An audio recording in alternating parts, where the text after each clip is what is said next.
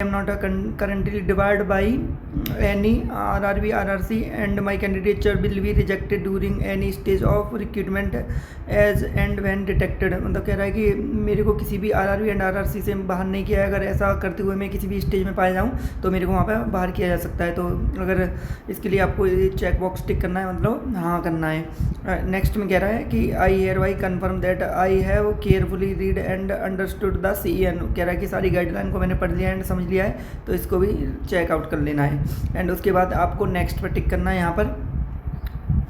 तो यहाँ पर क्वेश्चन नंबर पहले में कह रहा है do you have any stammering speech impediment और feeble voice that may affect clear communication. बोल रहा है कि आपको कोई भी बोलने हकलाने में अगर कोई इश्यू है तो यस बोलेंगे, नहीं तो नो बोलेंगे। तो हमारे लिए ऐसा कुछ इश्यू है नहीं, तो हम तो यहाँ पे नो बोल देंगे। एंड नेक्स्ट क्वेश्चन कह रहा है do you have any hearing impairment partially और कंप्लीट इन अदर ईयर। मतलब किसी भी कान में अगर आपको सुनने में कुछ भी इश्यू है तो यस बोलेंगे, अगर नहीं है तो यहाँ पर नो बोल देंगे। बट हमें तो ऐसा कुछ इश्यू नहीं है तो हम नो बोल देंगे।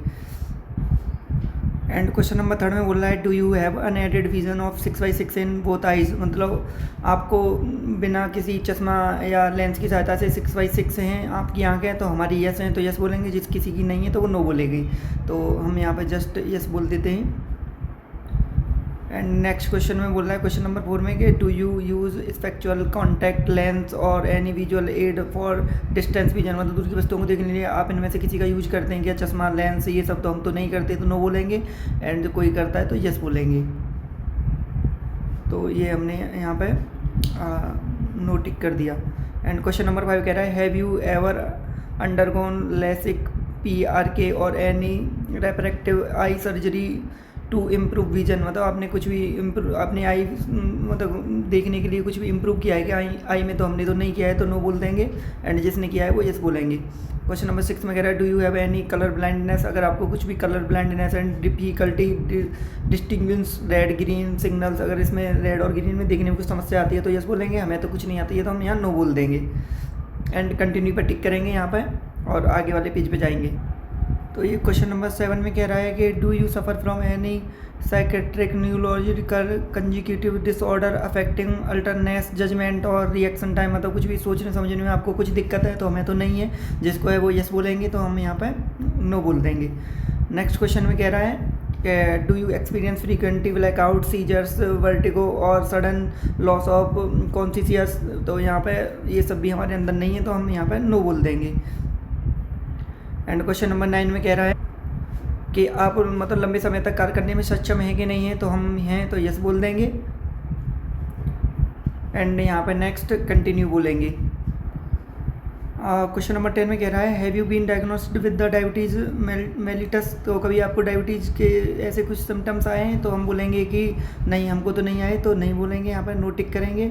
एंड क्वेश्चन नंबर 11 में कह रहा है have you been diagnosed with the hypertension. तो हाइपरटेंशन जैसा कुछ है तो नहीं है तो नो बोलेंगे।